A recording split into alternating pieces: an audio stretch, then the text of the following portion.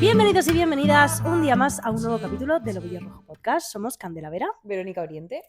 Y continuamos con esta historia de Antoinette y la caída de la familia Romanov. Si nos puedes decir, Veroniquis Young, ¿Dónde nos pueden encontrar y seguir? Somos el Ovillo Rojo Podcast en TikTok y el ovillorojo.podcast en Instagram. Recordad también darle a la campanita en Spotify para que os salten siempre todas nuestras novedades. Vamos, que si os gusta nuestro contenido, que nos ayudéis, porque nos ayudáis muchísimo. Cuando comentáis, porque hacéis que nuestra comunidad pueda crecer un poquito más. Sí, nos encanta leeros. Que podamos conoceros un poquito más a todas vosotras, a todos vosotros, y que a nosotras también nos podáis conocer. Eso es. Compartir, hablar de nosotras, cositas de estas. Cositas de estas. Así que ponte cómoda, querida oyente, como yo con esta mantita. Como dice Vero, y sin más dilación, vamos a continuar con la caída de la familia Romanov. Cuéntame más, Anastasia, te iba a llamar. Anastasia. Cuéntame más, Candela, que me está encantando la historia de los Romanov. Esa soy yo, la Anastasia. La Anastasia, la película de Disney cuando aparece esta señora. No es de Disney, tengo que decirlo. Perdón, es verdad, no es de Disney. Es de Fox. Es de Fox. Cuando aparece esta señora mayor en el casting de Anastasia, llega con un abrigo de piel, se lo quita. Abuela. Anastasia, soy yo. Es que es un peliculón. Era mi película favorita cuando era pequeñita. Es que es tan chula, tía. Sí. Y es que ella me cae tan bien, es tan borde con Dimitri. Sí. Y el vestido que lleva cuando está en la ópera, o sea, perdona, qué barbaridad. Bueno, y el baile, en fin, todo. Pero ya te dejo que continúes. No. Nos queda. Es que yo podría estar hablando de esta película ahora. Ya, tía, es que era mi favorita. Que era de Fox, lo que pasa es que ahora dirán, bueno, pero es que Fox es de Disney. Ahora porque lo ha comprado, pero en su momento, cuando salió en el 97, en el 2000, no sé en qué año salió, en el 98, en el 2000, no sé, por ahí, era Fox, punto. Pelota, ¿vale? No Disney. Por eso nunca sale. Porque yo me preguntaba, ¿por qué Anastasia nunca sale en las estas Disney? Y dije, en las princesas Disney, es verdad. Porque no es Disney. Chula, efectivamente. Y porque no es una princesa. Ya. Bueno, no llegó a ser princesa. Era duquesa. Solo es vagabunda. Bueno, nos hemos quedado con toda la movida de nuestro primo Nicolás II, cómo la familia Romanov se encerraba en ellos mismos, pues porque sí, porque es que no les quedaba otra a los pobres míos, pero que el pueblo del Imperio Ruso estaba gobernado por el zar Nicolás II, que era Nicolás II y minutos. Continúa enferma porque estamos grabando el capítulo uno detrás de otro. No puedo hablar bien con esta congestión, lo siento, no puedo. Bueno, pues es que era un incompetente este señor. Entonces el pueblo estaba hasta aquí. Ya pasamos con el asesinato y la desaparición de nuestro amigo Rasputín, un máquina, y continuamos pues tirando por ahí por la Primera Guerra Mundial. Vamos. Hacia el verano de 1916, el ejército ruso parecía despertarse de un sueño muy oscuro. Tras meses de tropiezos y derrotas, lograron pequeñas victorias que les daban un poquito de aire, pero el pueblo estaba quejándose a gritos. La economía estaba a punto de desmoronarse, o sea, era una catástrofe. Es una catástrofe. Bueno, Rusia no era Alemania ni Francia. Su industria aún estaba en pañales y el ferrocarril, ese héroe silencioso desde donde se lió tanto en 1904, no daba abasto. El grano se quedaba atrapado en estaciones, los alimentos escaseaban en las ciudades y la inflación, bueno, ¿qué nos van a contar de la inflación? Tú la conoces, yo la conozco, ella la conoce, el pueblo ruso también la conocía. Pues corría más que un caballo desbocado. Vaya. El invierno, la gente empezaba a hartarse, las huelgas se multiplicaban como hongos tras la lluvia y el invierno de 1916 a 1917 pues llegó como un golpe brutal con medias de menos 15 grados en el norte y paralizó todo, trenes, suministros, y se dice que lo último que se pierde es la esperanza, pero aquí se perdió también la esperanza. Madre mía, y nos quejamos aquí en Madrid por 2 semanas de lluvia. Sí, bueno, 2 semanas no, llevamos casi 2 meses. Ya. Es verdad. Está siendo un horror. San Petersburgo No puedo pronunciar bien esta ciudad con esta mucosidad, lo siento. Era un hervidero de hambre y desesperación. Y el 8 de marzo de 1917, esto a ti te va a gustar, un grupo de mujeres humildes, o sea, campesinas, señoritas del campo, decidió poner fin a este caos. No eran heroínas de novela, eran mujeres reales, con frío, mucho hambre y mucho coraje. Poco a poco se unieron obreros, ciudadanos, etc., y sin que nadie lo planeara, pues la chispa de la Revolución de Febrero se prendió. Fue el primer día de una revolución que cambiaría un imperio. Básicamente, es muy fuerte, perdón que te interrumpa, porque en la Revolución Francesa pasa lo mismo. las mujeres, Son las mujeres. dijeron, mira, sí. hasta aquí, colega. Sí. También es verdad que los hombres probablemente, muchos de ellos estuvieran luchando la guerra.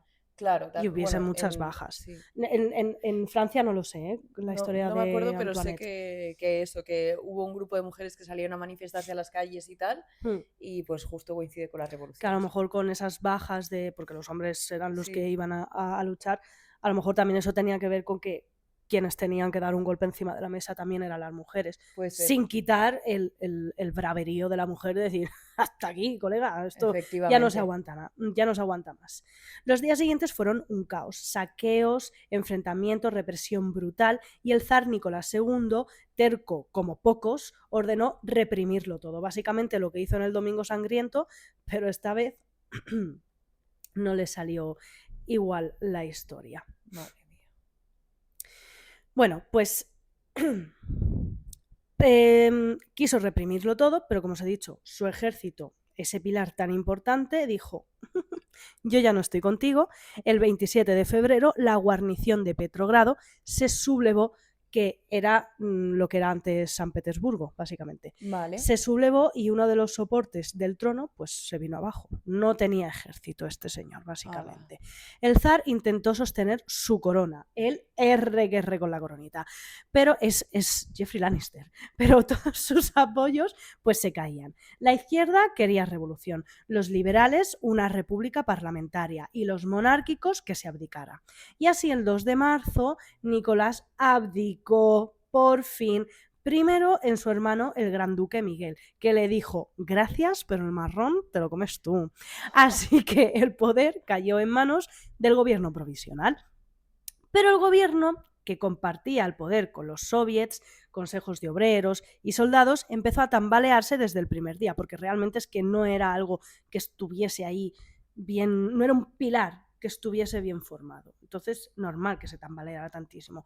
El gobierno provisional tenía buenas intenciones, quería reformas, elecciones, modernidad, pero había un pequeño detalle, que la guerra continuaba y un pueblo exhausto no estaba para experimentos democráticos. Los soviets crecían, los obreros protestaban, los campesinos querían tierra y Rusia parecía pues un tablero de ajedrez en llamas. Y tras varios golpes al gobierno fallidos, al final, el 25 de octubre de 1927, los bolcheviques con Lenin al frente dieron un golpe limpio y calculado. Se acabó el gobierno provisional, comenzó la Revolución de Octubre y nació el poder bolchevique. ¿Por qué te cuento todo esto? Por lo siguiente. Porque la familia pasa de gobernar Rusia a ser prisionera en su propia casa. Ya no hay palacio que proteja. Los Romanov se convierten en un problema. Encerrados, aislados del mundo, los Romanov pues no supieron leer el odio que crecía afuera. También te digo, muy ensimismados estaban para que tú no leas el odio que estaba creciendo desde 1904 o así. O sea, es que estamos hablando de más de 10 años. Colega, no lo has visto porque no te ha salido de las narices, básicamente.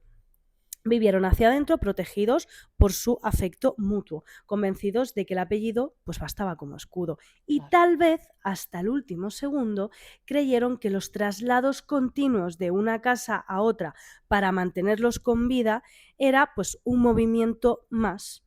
Otra noche incómoda en busca del exilio para que no se los cargaran. Además me parece muy fuerte porque es que solo unos años antes hicieron lo mismo con María Antonieta, ¿sabes? Que es como...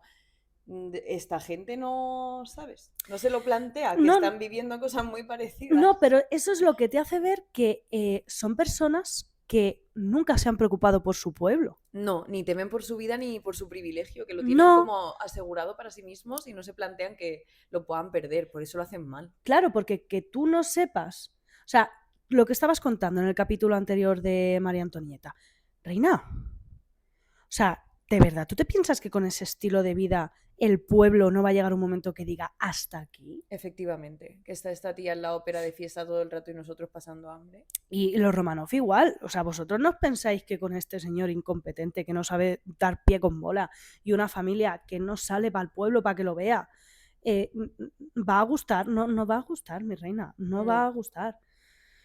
En fin, aquí empieza ahora el exilio de la familia Romanov, que se lo llevan de casa en casa y tiro porque me toca.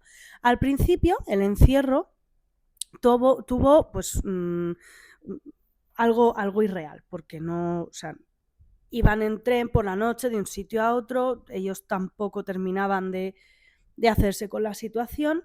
En el palacio, Alejandro, en Sarskoye Seló, a media hora de San Petersburgo, los Romanov todavía respiraban el aire conocido de los jardines imperiales, todavía estaban ahí un poquito en su salsa, por decirlo de alguna manera. Después vino Tobolsk, más allá de los Urales, como si alguien hubiese decidido empujar a los Romanov pues, a un sitio donde el poder bolchevique estaba más on fire. Y allí, contra todo pronóstico, pues no hubo ni cadenas, ni mazmorras, ni nada. Nicolás II incluso parecía aliviado.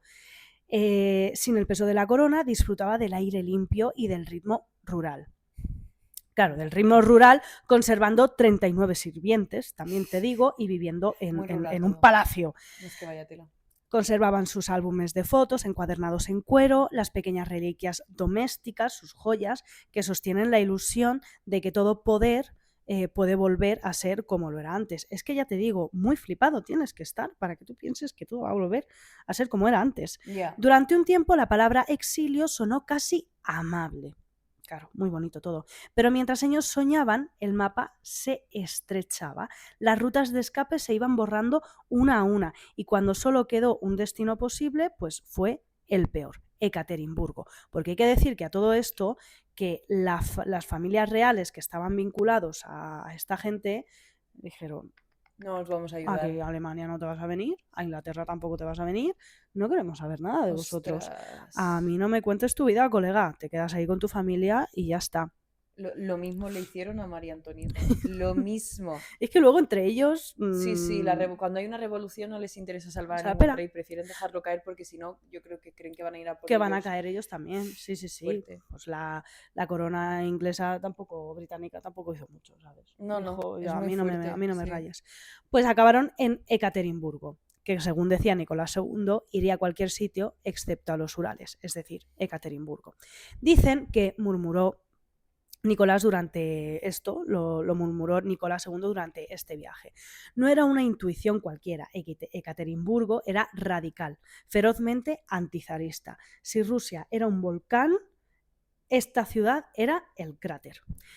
Los instalaron en la casa Ipatiev, una construcción amplia que pronto quedó cercada por un alto muro de madera que construyeron para que desde fuera no se pudiera ver nada y desde dentro apenas un jardín donde estirar las piernas y fingir normalidad.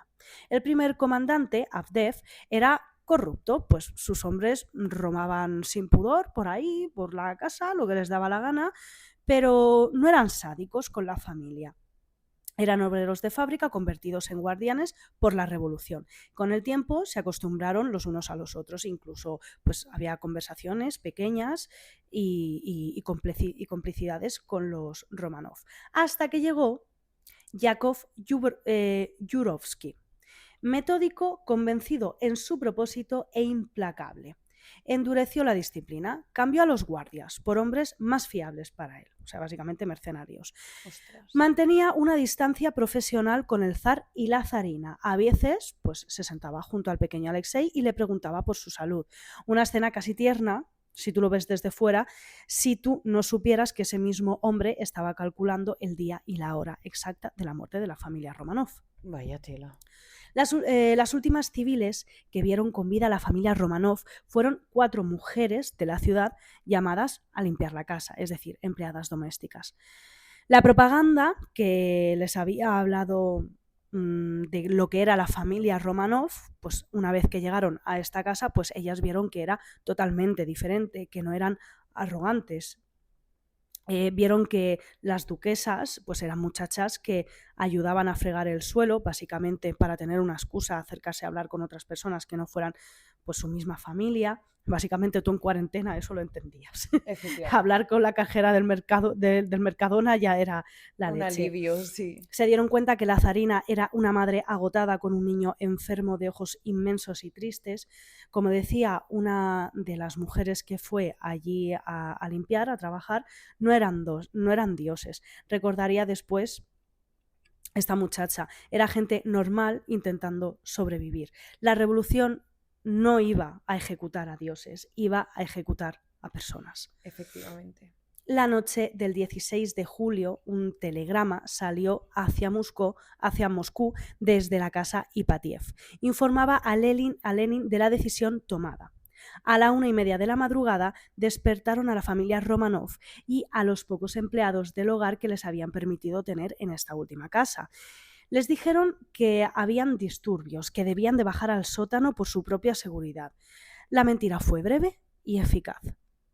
Nicolás cargó en brazos a Alexei. Bajaron también Alexandra y las grandes duquesas, Olga, Tatiana, María y Anastasia, y los 4 leales que aún permanecían con ellos, el médico, la doncella, el cocinero y el criado. El sótano era pequeño, desnudo. Colocaron 2 sillas para el zar y la zarina. El resto quedó en pie.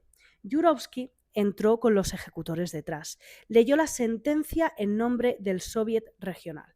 El antiguo zar, culpable de incontables crímenes contra el pueblo, debía ser fusilado.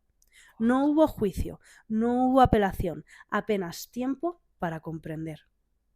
Los bolcheviques anunciaron la muerte de Nicolás II, pero insinuaron que Alexandra y Alexei estaban a salvo. Durante años el silencio oficial fue espeso. En 1938, Stalin prohibió cualquier debate sobre el tema. En 1977, la casa Ipatiev fue demolida, como si al borrar las paredes pudieran borrar lo ocurrido entre ellas. ¡Qué barbaridad! Sí, pero los fantasmas siempre vuelven cuando una historia no se ha contado como es debido. La historia resurge de las cenizas en Berlín en 1920. El río Spree arrastra más que agua, arrastra derrotas, hambre, imperios caídos y una noche también lleva consigo a una joven que salta desde un puente sin dejar nombre. Al rescatarla, la policía no opone resistencia, no habla, no recuerda nada. Debido a su estado, rápidamente es ingresada en el hospital Elizabeth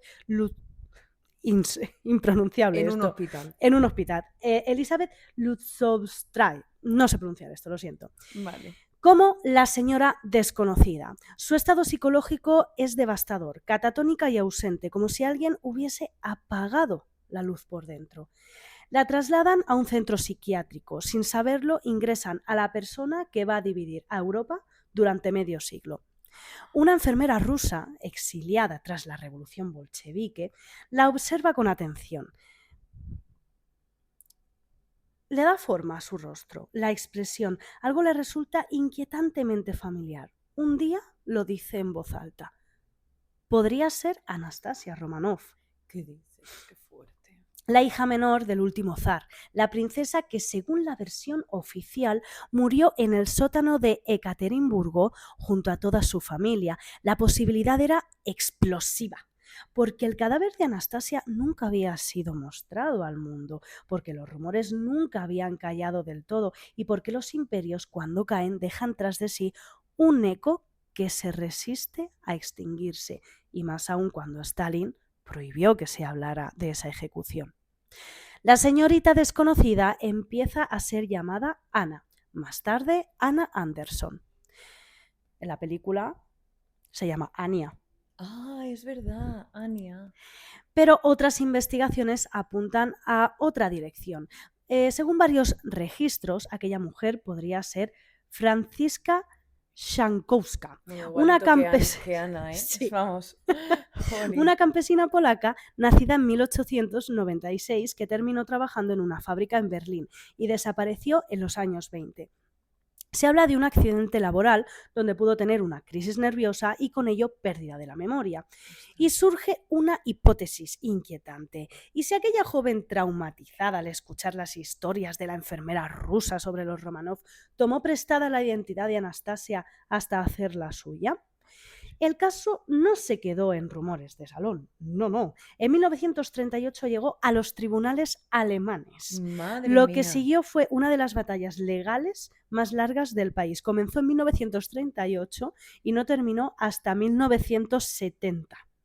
Décadas de testigos, expertos, familiares enfrentados, décadas en las que la pregunta quedó suspendida en el aire. ¿Era una duquesa o una impostora? Qué fuerte, ¿eh? Estaría la gente enganchadísima a toda esta Totalmente, situación. O sea, es mejor totalmente. que una serie. Sí. El tribunal dictaminó que no existían pruebas suficientes para reconocerla como Anastasia, pero tampoco pudo declarar probada la muerte de la auténtica gran duquesa. La duda sobrevivía y la duda en este caso era combustible que alimentaba la paranoia. La grafóloga Mina Becker, una de las más prestigiosas de Alemania, conocida por haber intervenido en la autentificación de los diarios de Ana Frank, declaró bajo juramento que tras analizar las escrituras no tenía ninguna duda, Ana y Anastasia eran la misma persona. Ay, madre.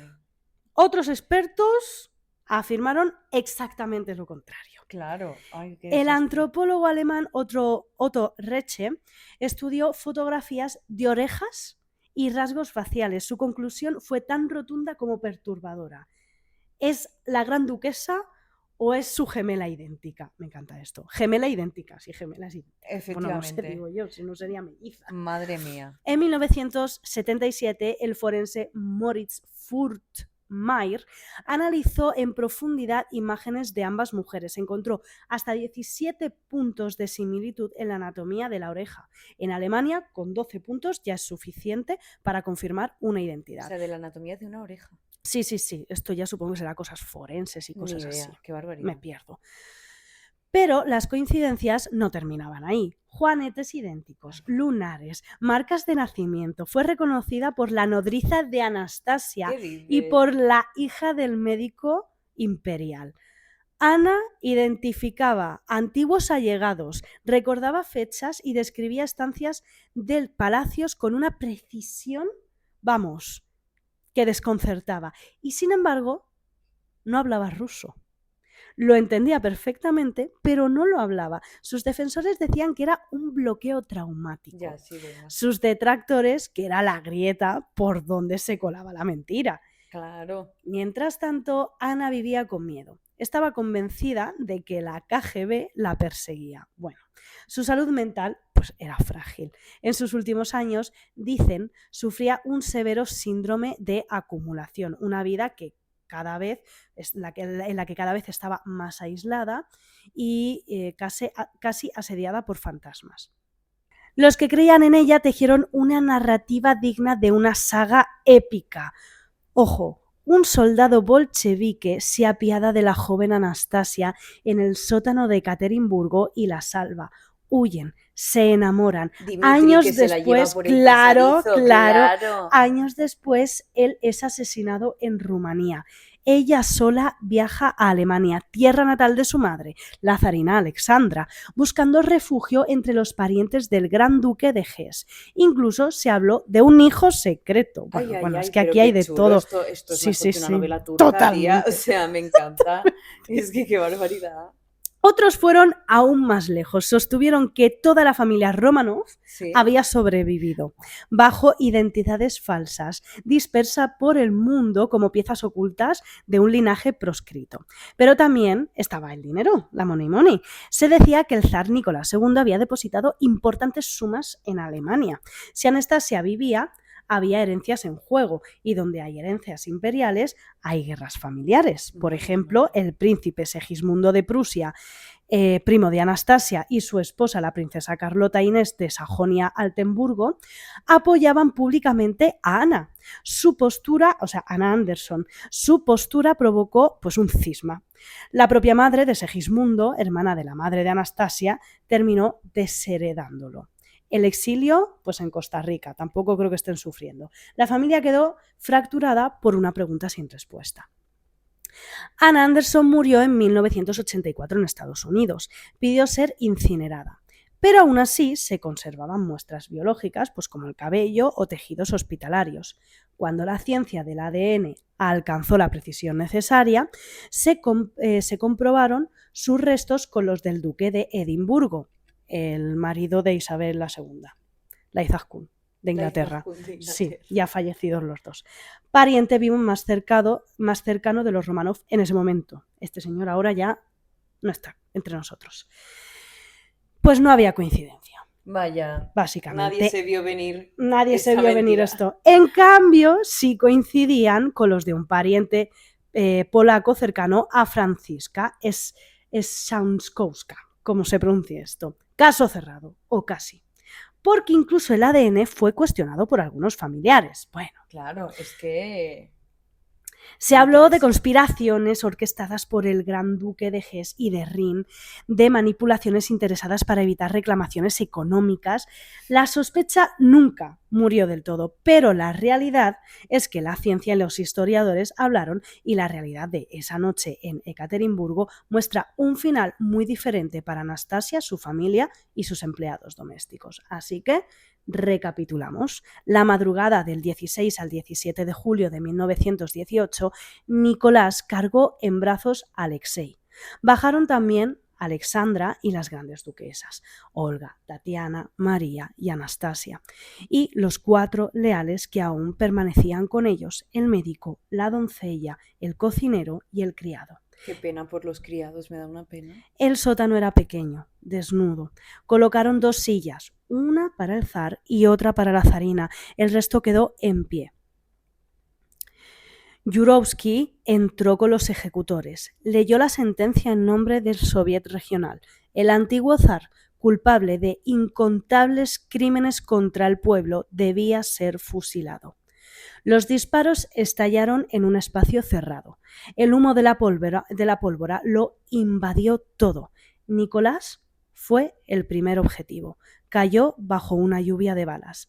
Alexandra recibió un disparo en la cabeza. Pero el caos se impuso. La disciplina se rompió. Los tiradores erraban, gritaban, se movían en la niebla tóxica. Las grandes duquesas parecían resistir. ¿Por qué? Porque habían cosido joyas en sus corpiños, un tesoro convertido en un improvisado chaleco antibalas. Deminova llevaba también gemas ocultas en una almohada. Las balas, uno de los empleados domésticos. Las balas rebotaban, desviadas por diamantes y rubíes. Aquello no estaba saliendo según lo planeado. El chaleco antibalas más caro de la historia. Entonces, la violencia descendió al cuerpo a cuerpo. Los soldados utilizaron las bayonetas, las culatas de sus armas y cuchillos para acabar con sus vidas. 11 cuerpos fueron cargados en un camión. Lo que siguió fue torpeza y prisa.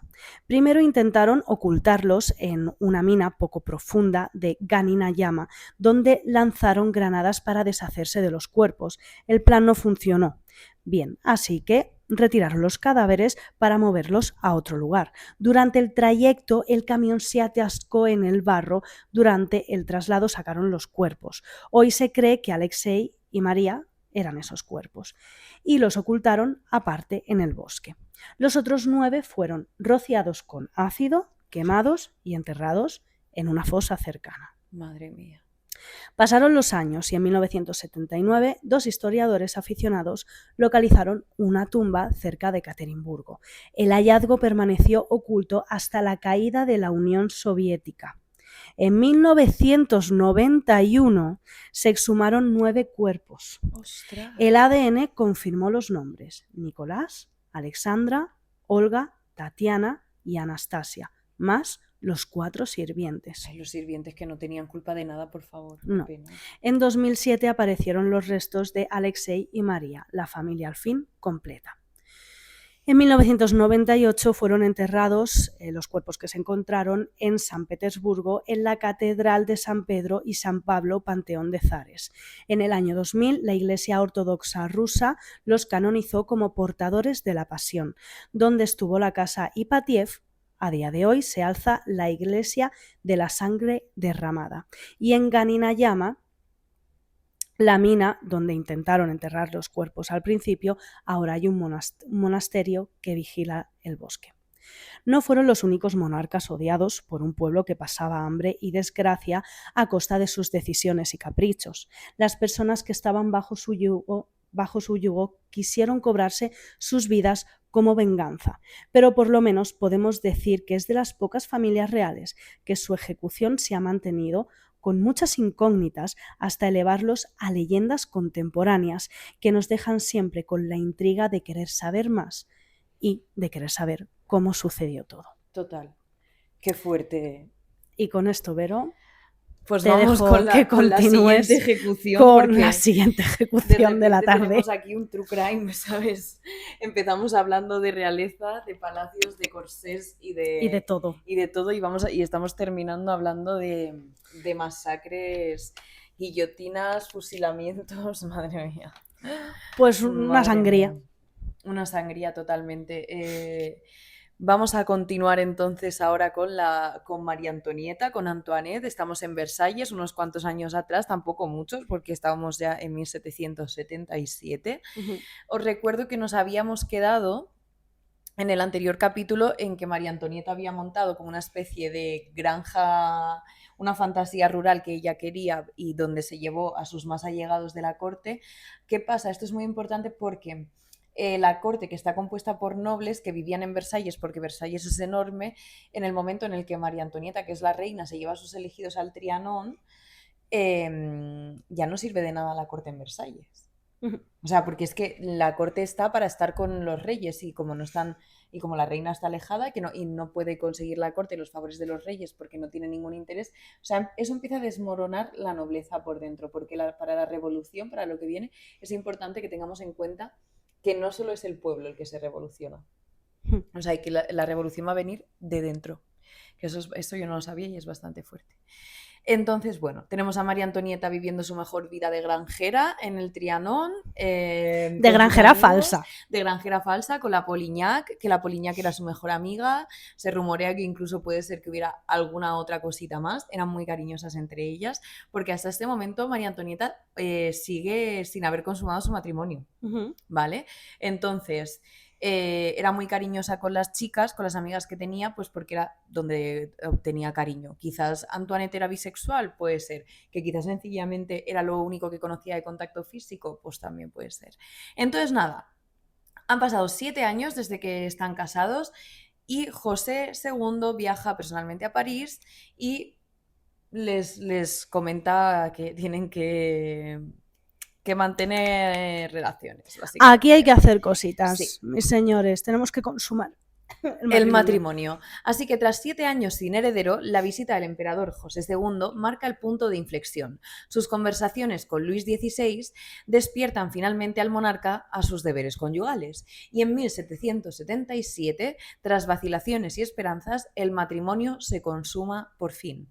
Poco después, María Antonieta anuncia su embarazo. Francia entera contiene el aliento. El parto de una reina de Francia no es un asunto privado, es un espectáculo de Estado, como ya hemos visto anteriormente, la muerte y el vestirse, por ejemplo, por la mañana. O sea, y comer. Y comer. Y es que digo que creo que todo esto lo redactó el rey Sol en su momento cuando hizo Versalles. Pues Entonces, nada. Cuando llega el momento, la habitación se llena de príncipes, princesas, cortesanos, diplomáticos. Todo el mundo tiene derecho a presenciar el nacimiento del heredero. La intimidad no existe. El dolor debe ser soportado con dignidad real ante cientos de ojos observando. El calor en la habitación es insoportable. Las ventanas están cerradas. El aire se vuelve irrespirable. María Antonieta está al borde del desmayo cuando finalmente, después de horas de agonía, nace una niña. Claro, ya sabemos lo que supone Sí, esto. mi reacción es porque porque tiene que volver a pasar por lo mismo. Sí, Porque es una niña que, no, mal, de verdad. caca. Solo varón, solo varón, Solo solo vale el varón, varón. efectivamente. No es el heredero varón que todos esperaban. O sea, después de 7 años. Después- No sé en qué estaré pensando, pero vamos. Ay, una paillica. Una paillica. Después de 7 años de no haber consumado, pues encima el pueblo esperaba que al menos que fuera un heredero varón por el tema del trono, pero no, es Ya, una niña. Entonces, pesaicos. sí, son muy pesados. Pero da igual, es su hija y María Antonieta la ama con una intensidad que la sorprende a ella misma. París celebra de todos modos, o sea, perdón, París celebra de todos modos. Ujú. O sea, fuegos artificiales, iluminaciones, fuentes que derraman vino. ¡Ojo! Fuentes que derraman vino. Lo del chocolate, bien, pero lo del vino ya me parece Fuerte. fantasía máxima. Sí, sí, reparto de pan, el país entero festeja. Años después, ¿vale? Llega el momento esperado. Reparto de pan. Reparten pan. Me encanta. Sí, y como que... De ahí venía el ajo, tía. De ahí venía la De ahí porque yo venía estaba el pensando ajo. en pan con alioli, tía. Sí. O sea, y luego aparte de eso, como que en la ópera como que cedían los asientos de la reina a las mujeres y los asientos del rey creo que a los pescadores o algo así, o sea, como bueno, Ujú. que era el mejor momento para el pueblo, era cuando esto pasaba porque podían vivir un poco mejor con esta repartición de alimentos y demás, ¿no? Y estas fiestas. Entonces el país entero está festejando. Años después llega el momento esperado, la llegada del heredero de Francia. Esta vez Luis XVI, el marido, el rey, ha aprendido la lección del parto anterior y ordena que sea más íntimo. Gracias, Hombre, Luis. es que estaba la vida de María Antonieta peligrando en el momento Pero en porque el que tenía las pare a su ventanas primer hijo. cerradas. Pues mira, no lo sé, pero tú imagínate a muchísima gente dentro de una habitación con todo el olor del parto, qué asco. O sea, es que Solía terrible. peor que una clase de secundaria. Totalmente, Tengo que totalmente, decirlo. qué horror. Entonces solo estaban los estrictamente necesarios. Cuando el niño nace, el rey, emocionado hasta las lágrimas, raro en él, anuncia solemnemente: el señor Delfín pide permiso para entrar. Una especie Es una de... cigüeña, perdón. Sí, yo también estaba mirando, digo, ¿qué es eso? Es una Es una cigüeña, cigüeña. perdonad, ha pasado una cigüeña por al lado. Entonces dice eso, el señor Delfín pide permiso para entrar. Claro, se queda María Antonieta en plan, ¿qué dice este tío? Y ya lo entiende. Claro, en plan, ¿qué me está contando? Acabo de parir, ¿sabes? No sé qué me estás contando. Pues que era un varón. Y es el delfín, porque en Francia se llama, el príncipe es el delfín. Ujú. Entonces es, pues el señor Delfín pide permiso para entrar. Francia explota de alegría. La monarquía tiene heredero, la dinastía está asegurada. Con la maternidad comienza una transformación real en María Antonieta. Se aparta gradualmente de las frivolidades más extremas, pasa más tiempo con sus hijos, descubre un afecto más profundo que todos los aplausos de la corte. Pero esa calma apenas iniciada coincide con un despertar más siniestro. Cuando la reina empieza a madurar, el mundo a su alrededor empieza a desmoronarse. Tarde, Antoinette. Así que la reina se hace impopular. Tras el nacimiento de sus hijos, María Antonieta vuelve a refugiarse en los placeres del Trianón y con ello cruza un punto de no retorno. La paciencia del pueblo se agota. No estalla todavía la hostilidad abierta, pero el afecto desaparece como el agua entre los dedos. En Versalles se instala un silencio frío y calculado. Se sigue obedeciendo a la reina, pero ya no se la ama. Cuando aparece en público, las reverencias son mecánicas, los rostros pétreos, el entusiasmo ha muerto. La oposición nace primero dentro de la propia familia real. Las tías del rey, viejas y resentidas, relegadas al olvido por esa joven austriaca, convierten su retiro en un laboratorio de veneno. Desde allí destilan chismes, coplas difamatorias y rumores cada vez más obscenos sobre la austriaca. Pero más peligrosa aún es la nueva generación excluida del poder. Mientras Versalles vive encerrada en su burbuja de cristal, Francia cambia a una velocidad vertiginosa. La burguesía ilustrada lee a Voltaire y a Rousseau. Los intelectuales perciben con claridad la decadencia, deudas astronómicas, ejército debilitado, colonias perdidas en guerras estúpidas. Bueno, Nos han quitado una colonia. claro, y es que Voltaire y Rousseau son súper importantes para este desarrollo del pensamiento, ¿no? En este momento, entonces, claro. Sí, son siempre. La esperanza de que Luis XVI terminaría el régimen de las favoritas se frustra amargamente. El régimen de las favoritas básicamente es de las amantes de los reyes que se llevaban la fortuna real y demás, que esto el pueblo lo odiaba. Entonces ellos pensaban que con Luis XVI, que es el rey actual, terminaría el régimen de esto, pero no. El poder sigue concentrado en torno a una mujer, en este caso a la reina y su círculo de parásitos. A los ojos del país, el reino gobierna ella, y eso no lo van a perdonar. Vamos con el duque de Orleans. Este descontento encuentro, ¿vale? Finalmente, ese descontento encuentra finalmente un líder, ¿vale? Este descontento que habita en la corte, en el pueblo y todo, encuentra un líder. ¿Qué líder? El duque de Orleans, primo del rey, con el que había estado jugando María Antonieta cuando llegó a la corte hacía ya unos años. ¿Va a ser Judas? Va a ser Judas. Ofendido en su vanidad por la reina, que lo ha humillado públicamente más de una vez, transforma su rencor personal en bandera política. ¿Pero qué le hacía? ¿Le tomaba el pelo o algo? Él como que estaba metido en temas militares, pero al parecer no era muy bueno en los temas militares, entonces como que María Antonieta como que alguna vez le deja como en evidencia. A ver, aquí pasa una cosa que yo no sé si esto es verdad o no. En la serie de María Antonieta muestran como que el duque de Orleans como que se encapricha de María Antonieta. Porque como tiene mucha intimidad y se lo pasa muy bien, como que él lo confunde y cuando María Antonieta le para los pies, como que él se lo toma como una venganza personal. Herido. Efectivamente. Hombre herido. Así es. Pero de esto no se pronuncia nada en el libro que yo me he leído, entonces no sé si lo han metido porque cuadraba. Pero vamos, que el duque de Orleans tiene algo personal contra María Antonieta y aparte que es que esto pasa mucho en las familias reales, que todos quieren gobernar. Básicamente, todos quieren reinar. Todos quieren el poder. Claro, entonces pues se traicionan así unos a otros. Entonces, bueno, este tío, el duque de Orleans, ¿vale? Transforma su rencor personal en bandera política.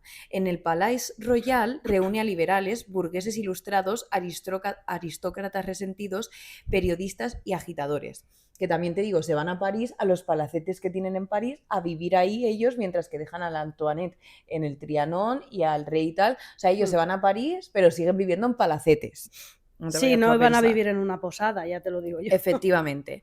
Entonces, allí, en el Palais Royal, se forma el primer núcleo revolucionario. Irónico, ¿no? La revolución nace en el palacio de un príncipe de sangre real. ¿A qué esta no te la viste venir? Yo esto no lo sabía cuando me empecé a leer el libro. O sea, porque lo has dicho antes, has hecho el pequeño spoiler el antes. Spoiler, sí. Pero sí, vamos, que desde dentro sean... Sí, sí. El duque de Orleans no es un revolucionario por ideales, es un revolucionario por resentimiento. Quiere destruir a quienes le cierran el paso hacia el poder y su odio llegará tan lejos que votará en la convención a favor de la ejecución de su propio primo el rey. Hay que pasar sus 3 pueblos para hacer eso, colega. Y luego tenemos al conde de Provenza. Pero aún más siniestro es el papel del conde de Provenza, que es el hermano de Luis XVI. Gordo, inteligente, silencioso y mortalmente ambicioso. Sueña con la corona y solo puede alcanzarla si desaparecen 4 personas. Luis XVI, María Antonieta y sus 2 hijos. Nunca mueve un dedo para ayudarlos. Observa, espera, sabotea discretamente cada intento de salvación que tiene la corona. Años después, cuando todos estén muertos, se coronará como Luis XVIII. Misión cumplida. Lo consiguió. El duque de Orleans no, pero el conde de Provenza consigue reinar, pero muy pocos días. Creo que fueron 100 días porque, o sea, después de la revolución reinó este hombre y luego chao, o sea, fuera. ¿Se lo cargaron? Vamos a continuar. Ay, sí, es que necesito saber si... Ya, vamos a seguir. Entonces, el cerco se cierra. Hacia 1785 el cerco está completo. Nobleza resentida y burguesía ilustrada se unen en el odio. Los libelos difamatorios inundan Francia. Panfletos obscenos que describen a María Antonieta en orgías lesbianas, acostándose con guardias, dilapidando el tesoro en joyas, mientras el pueblo muere de hambre. Esos panfletos están por toda la corte, se cuelan en el despacho del rey y todos cuchichean. Es tal el malestar que esto genera que se abre una investigación en Palacio para descubrir quién es la mente maliciosa de estos dibujos y tomar medidas, pero es una tarea realmente complicada. Pero esto a mí también me suena un poquito a la misoginia esta, porque Sí, vale que María Antonieta la estaba liando partísima, que era sí, para pegarle 2 hostias. sí. No te digo que no, ¿eh? O sea, no estoy Sí. defendiendo lo que hace María Antonieta.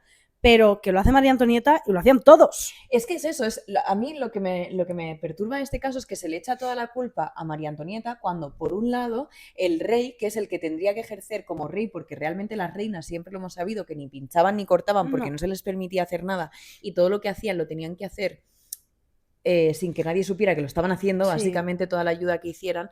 Entonces es como, no, tenéis que quejaros de un rey que no está haciendo nada, porque lo único que le interesa es salir a cazar, que era lo que más le gustaba hacer. De hecho, en su diario anotaba todos los días cómo había ido a cazar, porque era lo que más le gustaba, leía libros y se la pelaba 3/4 reinar. Entonces no era un buen rey, ¿vale? Entonces, para empezar, no le criticaban a él, le criticaban a ella. Para Por eso continuar, digo.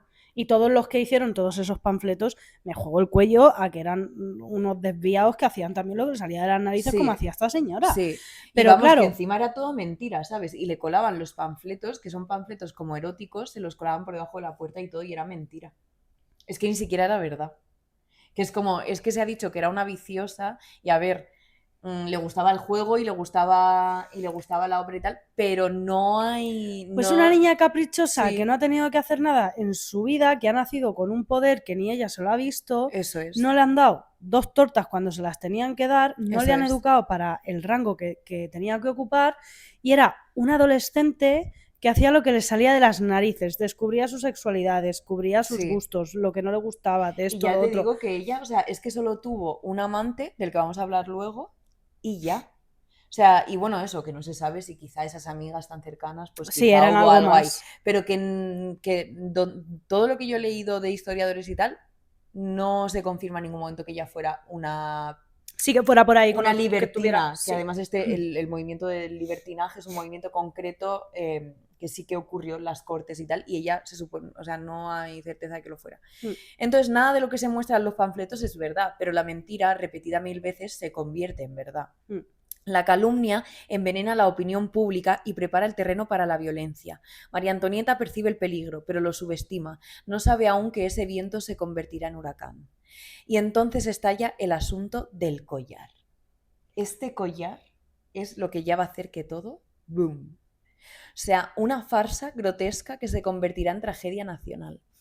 Un día, María Antonieta se entera de que el joyero de la corte afirma haberle vendido en secreto un collar de diamantes valorado en una fortuna astronómica, comprado a plazos y aún impagado.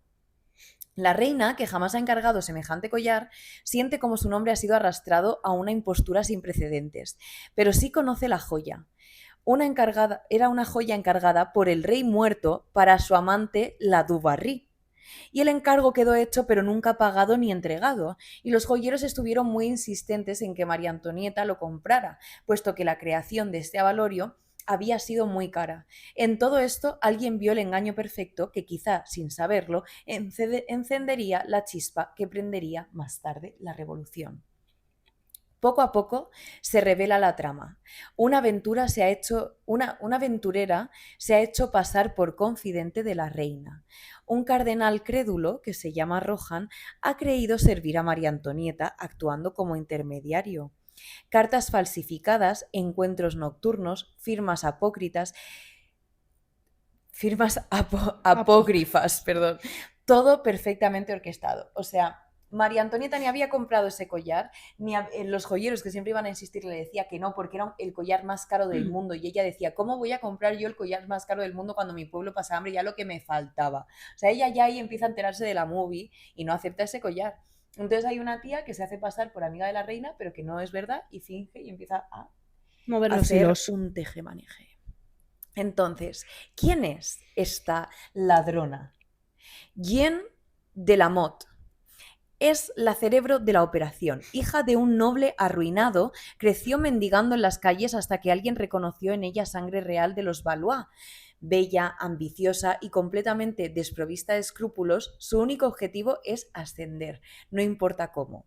O sea, esta también tiene vamos, para hacernos también un spin-off, porque vaya tela la vida de esta señora. Su víctima perfecta, el cardenal de Rohan, un hombre vanidoso y crédulo hasta lo patético.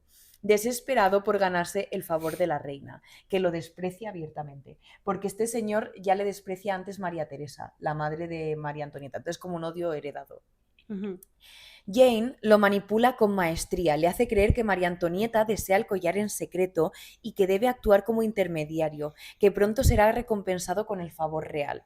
O sea, también este tío es tonto, porque de la noche a la mañana, María Antonieta, que ni te está mirando, que te gira la cara, que no te habla y de repente se acerca una supuesta amiga suya a decirte, ¿sabes que María Antonieta quiere ser súper amiga tuya y que para eso te está pidiendo que compres este collar para ella? O sea, es que hay que ser, es que no. Entonces se monta aquí la farsa perfecta. Para completar el engaño, buscan en el Palais Royal a Nicole Leguay, una joven prostituta con un parecido asombroso a la reina. La visten con un traje idéntico al de María Antonieta.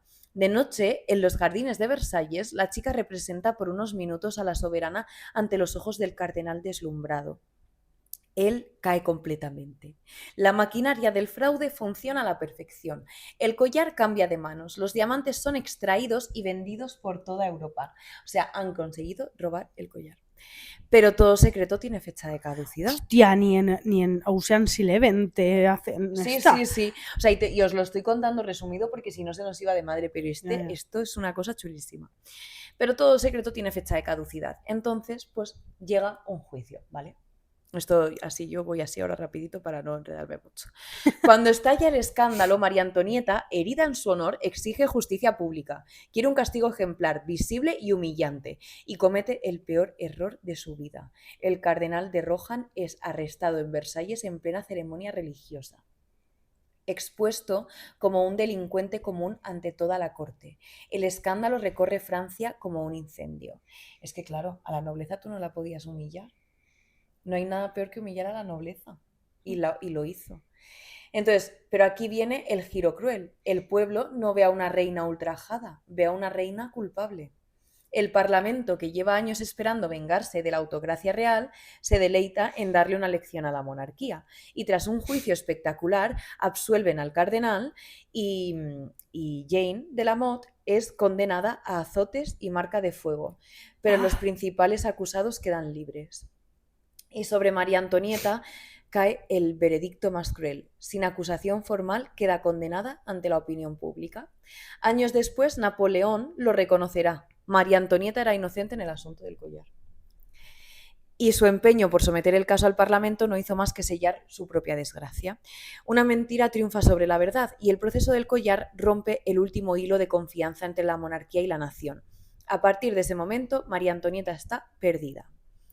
Y el pueblo francés despierta, empieza a despertar de su largo sueño de obediencia. Durante décadas se ha inclinado sumiso, esperando tiempos mejores, pero cuanto más se somete, más brutal se vuelve la presión de los impuestos. Y en la Francia más rica de Europa escasea el pan.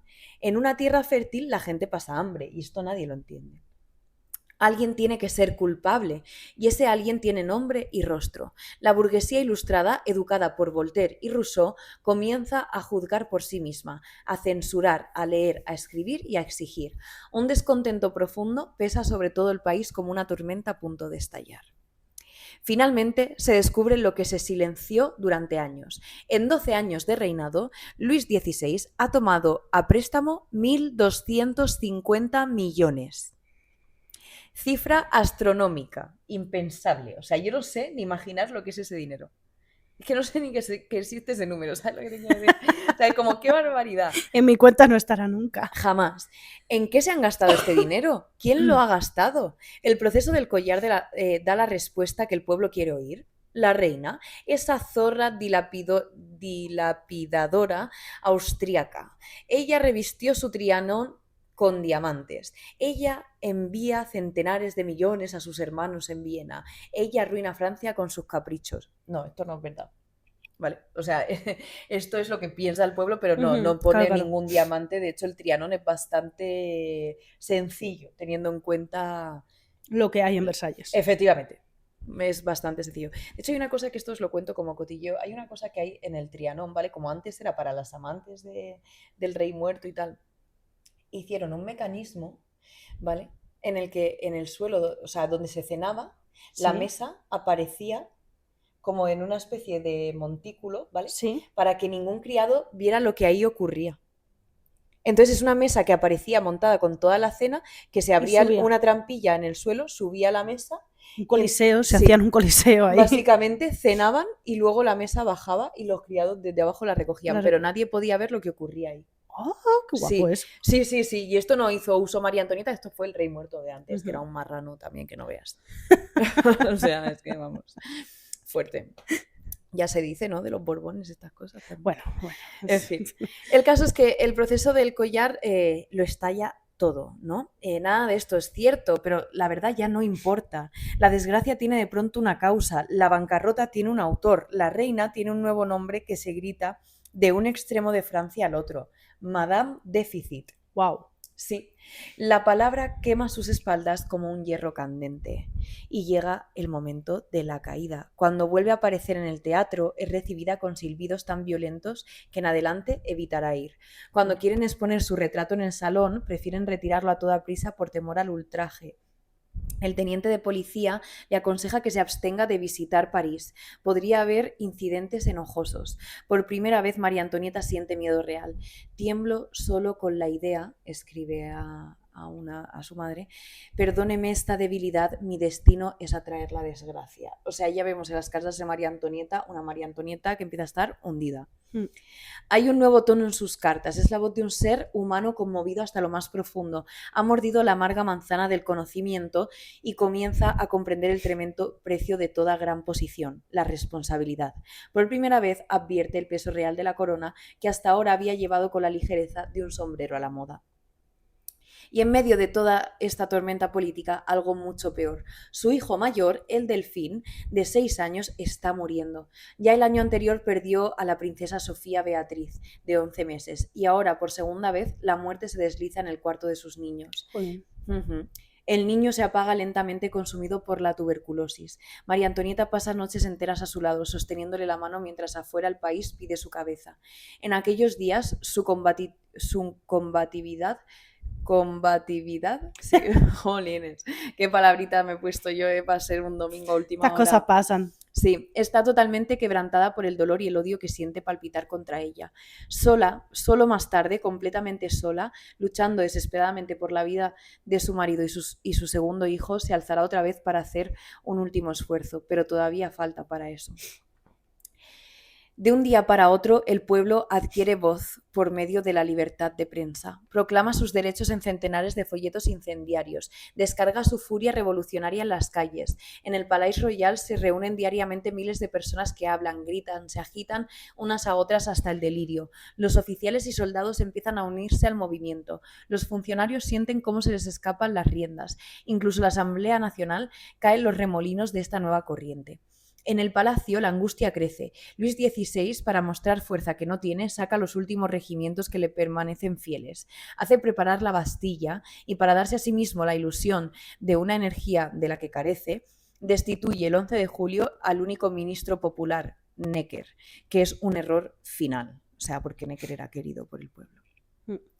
El 14 de julio de 1789, 20.000 hombres marchan desde el Palais Royal hacia la Bastilla. El gobernador de la fortaleza intenta resistir. La multitud lo desborda, lo capturan, lo degüellan, clavan su cabeza en una pica y la pasean por toda la ciudad goteando sangre. Coño. Cuando la noticia llega a Versalles, Luis XVI balbucea espantado. Pero eso es una revuelta. Con despiadada severidad, el mensajero le corrige. No, Sire, es una revolución. Y todo cambia para siempre. Me dirás. Por cierto, lo de Sire es que le llamaban Sire al rey, ¿vale? Entonces, no, Sire, es una revolución. En medio del naufragio aparece la única historia de amor verdadera de la vida de María Antonieta. Nos vamos al momento del cotilleo. Dos seres humanos atrapados en un amor imposible, forzados por el deber y la prudencia a ocultar su secreto del modo más angustioso. Ella, reina de Francia, él, un pequeño hidalgo de un país del norte. Como fondo, un mundo Mi nombre que es se viene Íñigo abajo. Montoya. Tú mataste a mi padre. Prepárate a morir. Básicamente. Como fondo, un mundo que se viene abajo, tiempos apocalípticos, una página llameante de la historia. Primer acto, el encuentro. Eso le hubiese gustado a la María Antonieta, el apocalipsis zombie, en vez de lo que le pasó. La verdad es que sí, hija. Os he dicho, ay, nos pueden venir los extraterrestres ya. Así que ahora vamos a dar un saltito al pasado, que os voy a contar esta historia de amor. El primer acto, el encuentro. 30 de enero de 1774, baile de la ópera en París. Una mujer joven y esbelta, vestida de forma sorprendentemente distinguida, se dirige hacia un joven oficial sueco y traba conversación protegida por su máscara de terciopelo.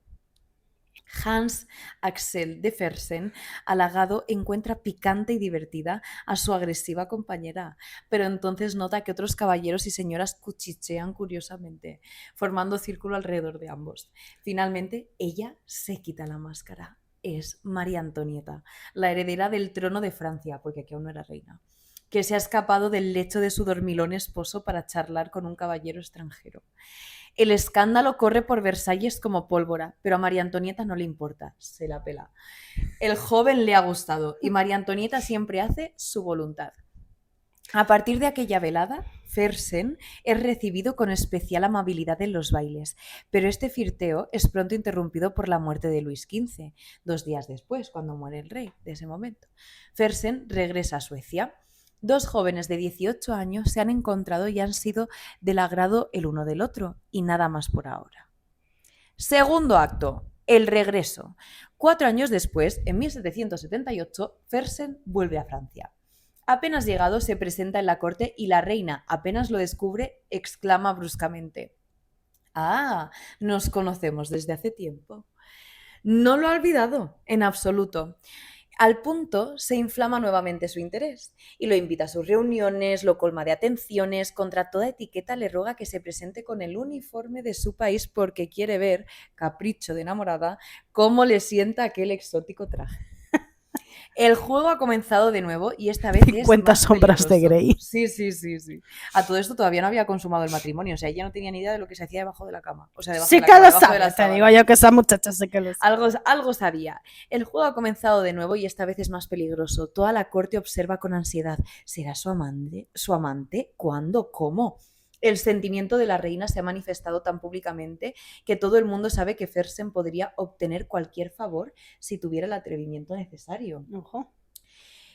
Pero entonces, este hombre magnífico realiza lo más noble que puede hacer en situación tan delicada. Pone 1000 leguas de distancia entre su persona y la mujer en peligro. Ojo, cuidado.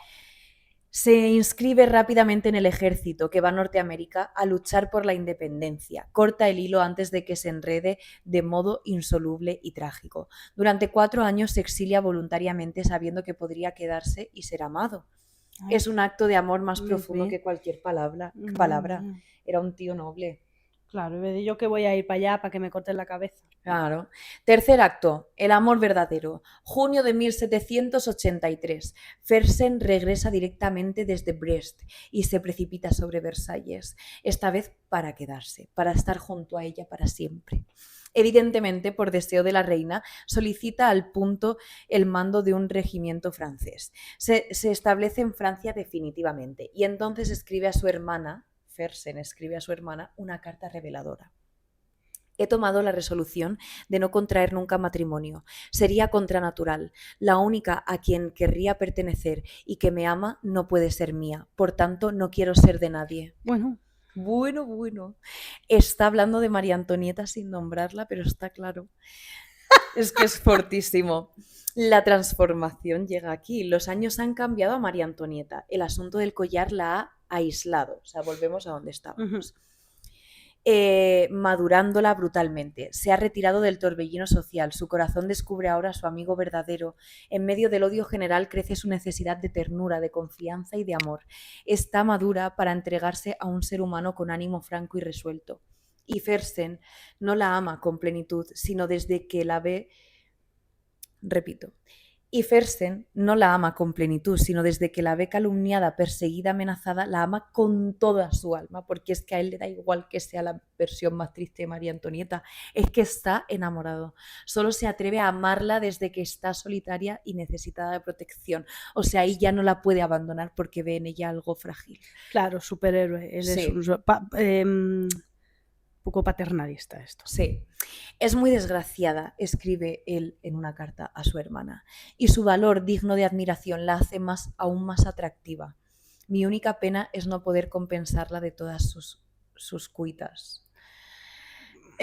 Cuanto más próxima está la catástrofe, ¿vale?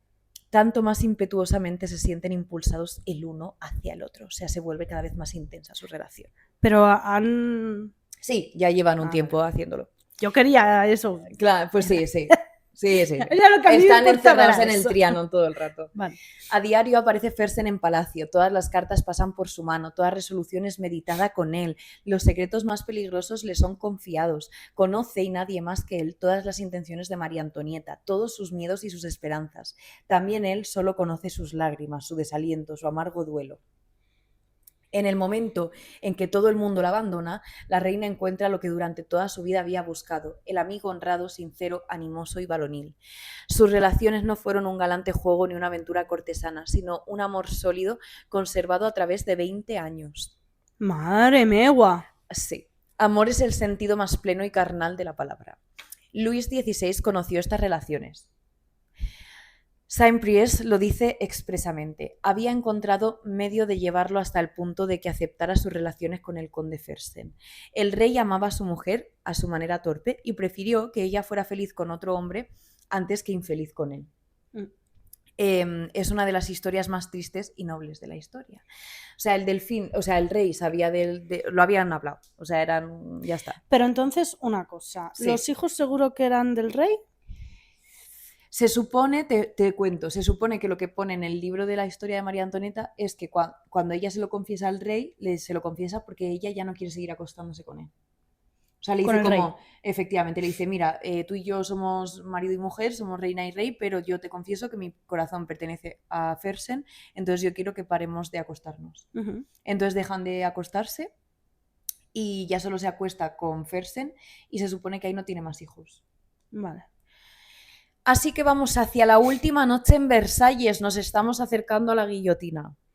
El 5 de octubre de 1789 la revuelta estalla en París y marcha sobre Versalles. El duque de Orleans y el conde de Provenza, el hermano del rey, han preferido no pasar aquella noche en palacio. ¡Vaya! ¡Qué vaya, conveniente! Vaya. ¡Qué conveniente! De pronto, oleadas de mujeres y hombres disfrazados de mujeres ascienden por la escalera hacia las habitaciones de la reina. ¡Ay, Dios mío! Sí, algunos guardias intentan impedirles la entrada. 2 son derribados y bárbaramente asesinados. Un hombre enorme y barbudo corta las cabezas de los cadáveres que minutos después se agitan goteando sangre en el extremo de picas gigantescas. Madre. Pero los guardias han cumplido su deber. Sus gritos de muerte han despertado al palacio a tiempo. ¡Salvad a la reina! Este grito la salva. Y llega la humillación. El palacio queda a merced de 10.000 sublevados, 10.000, que imponen una exigencia ineludible: llevar al rey a París, que deje de estar ya encerrado en Versalles. Luis XVI, indeciso y resignado como siempre, se acaba asomando al balcón y es aclamado en pijama. Que esto era una humillación, claro. O sea, esto no podía pasar, pues se humilla públicamente. Pero el pueblo quiere más. Quiere ver humillada también a la reina. Y María Antonieta sale al balcón con sus hijos, rígida y desafiante. Su actitud provoca un silencio tenso y amenazante. Ojo, cuidado. Entonces, Lafayette, en un gesto teatral, le besa la mano públicamente. El gesto transforma la hostilidad en vítores inesperados. Que no te lo viste venir. ¡Viva la reina! ¡Viva la reina!, le dicen, rugen miles de voces. Pero María Antonieta, con los ojos llenos de lágrimas, le dice al secretario real: ya sé que nos forzarán a ir a París al rey y a mí y llevarán delante las cabezas de nuestros guardias clavadas en picas. ¡Ay, Dios! Y así fue exactamente. El cortejo sale de Versalles como una procesión grotesca.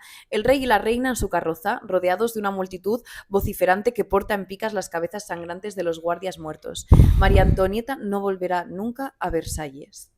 Todo lo que viene después ya lo conocemos. No hay forma de huida, ya no hay salvación. La guillotina los espera con paciencia infinita. Intentaron salvar a la reina en varias ocasiones, pero siempre ocurría algo que estropeaba los planes. El propio Fersen puso su vida en peligro para sacarla de Francia, pero todo intento fue boicoteado, saboteado y traicionado. También te digo, una vez que intentaron huir y no se les ocurrió otra cosa que llevar una carroza que te cagas. Que es como, vamos a ver, cariño. Vístete de campesina. Pues no. Por una puñetera vez hazlo bien, vístete Pues no. de campesina. En una de las veces que intentan huir van con todos los criados y en un pedazo de carroza, que es como, tía. A ver, no, O sea, mi reina, no. Si no, tú es huyes, que no. huyes. Huyes bien, pues no. Entonces, bueno, hay una última noche de amor. Dispusieron una última noche juntos, Fersen y María Antonieta, en una habitación secreta, una noche robada al destino. Solo esas paredes conocerán las palabras, las lágrimas y la pasión que allí se vivieron. El amor entre ambos era feroz y desbordado, y en este punto terriblemente doloroso fue su adiós. En prisión, María Antonieta envejece de golpe, el cabello se le vuelve blanco en semanas. Aún envía a Fersen un último símbolo de amor, un sello con la inscripción latina Tutto a te mi guida, todo me guía hacia ti. En su adiós secreto era su declaración final. La acusación monstruosa, llega un momento en el que ya no saben cómo cortarle la cabeza de una manera como que esté justificada, y entonces llega una acusación falsa y terrible. Joder. Llega la acusación más vil, la calumnia que sobrepasa todo límite. La culpan de haber mantenido relaciones incestuosas con su propio hijo, de haberlo abusado y de haberlo forzado a la depravación. Aquí le quedan hijos vivos, ¿vale? Porque hemos dicho que murieron 2, pero habían tenido más. Vale. Esto es mentira, una mentira tan obscena que hasta los revolucionarios más radicales sienten vergüenza. Pero María Antonieta la soporta con una dignidad absoluta, no se derrumba, no suplica, se yergue como la reina que siempre fue y nunca supo ser. Le tocó, o sea, ella obviamente dijo que eso no era así, pero a todo el mundo le dio igual porque el niño estaba en una fase de mentir y le preguntaron y dijo que sí. ¿En serio? Sí. O sea, pero vamos a creer que no lo hizo. No, se supone que no lo hizo. Se supone. Se supone casi 100% que eso nunca pasó. Que lo dijeron como para, porque ya con eso sí que le iban a cortar la cabeza. Así que nada. Condenada sin pruebas, camina hacia la guillotina sin vacilar. Es fuerte porque antes de que los guillotinaran sacaron la guillotina y la dejaron ahí, para que la vieran. Para que la vieran. Y estuvo varios días la guillotina ahí en el centro. Ahí. Eso se lo hago yo a mi gato cuando lo tengo que llevar al veterinario y le saco el transportín. Pues un poquito así. Te digo, en unos días te vas a subir ahí porque tenemos que ir al veterinario. Efectivamente. Pues pero nada. No le costó la cabeza a mi gato. Claro, menos mal, hija. No. Pues el 16 de octubre de 1793, una María Antonieta, ya sin brillo, sin júbilo y sin nada de lo que la caracterizaba, sube al cadalso despojada de todo. Tiene 37 años y parece que tenga 60. Acepta su final con la dignidad que la vida nunca le permitió conocer. Un final que estuvo siempre como un susurro continuo, pero que sus ganas de vivir le impidieron escuchar. Así que aquí os cuento un epílogo que es del amante, ¿vale? Solo Fersen queda vivo para llorarla, porque claro, ya están muertos todos. La ama más allá de la muerte. Perdona, sí. ¿Los hijos también? Sí, todos guillotinados. Hostia. La ama más allá de la muerte, Fersen. Guarda sus cartas, sus objetos como reliquias sagradas, vive únicamente de su recuerdo, rechazando todo intento de matrimonio, toda posibilidad de felicidad, y el destino, cruel y simétrico, le concede al fin lo que él mismo había deseado, morir también el 20 de junio, 20 años después de la muerte de María Antonieta. Una turba enfurecida lo lincha en las calles de Estocolmo, lo golpean, lo aplastan y lo destrozan. Cierran con su sangre el círculo de un amor imposible, fiel hasta el final. Para herir a la realeza, la revolución tenía que atacar a la reina y la reina atacó a la mujer. Esta es la historia de María Antonieta, una niña vendida a la política, una joven que buscó la felicidad en la frivolidad, una mujer que encontró el amor verdadero en medio de la tragedia y una reina que enfrentó su destino con una dignidad que la vida nunca le permitió conocer. No era un monstruo, no era una santa, no, simplemente era una mujer atrapada en un papel imposible, en un momento imposible, viviendo una vida imposible. Y al final la historia la recordó no por lo que fue, sino por lo que representó, el final de una era, la caída de un mundo y el último suspiro del antiguo régimen. Y ya está. C'est fini. Hasta aquí llegó así María Antonieta la guillotina. He de decir que es mucho más, hay muchísima información muy interesante que me he tenido que saltar y he tenido que ir a toda leche. No, porque es que si nos poníamos, si ya nos está durando ambos capítulos un montón, si nos poníamos aquí a ser súper, tardábamos mucho. Efectivamente. Así que, sin más dilación, nos despedimos. Nos despedimos. Muchas gracias por escucharnos un día más en el Ovillo Rojo Podcast. Seguidnos en redes, que sabéis cuáles son. Podéis compartir lo que hacemos y hablar de nosotras. Si vais a hablar bien, si vais a hablar mal, pues no. Y seguir tirando del ovillo para conocer nuevas historias. Hasta luego.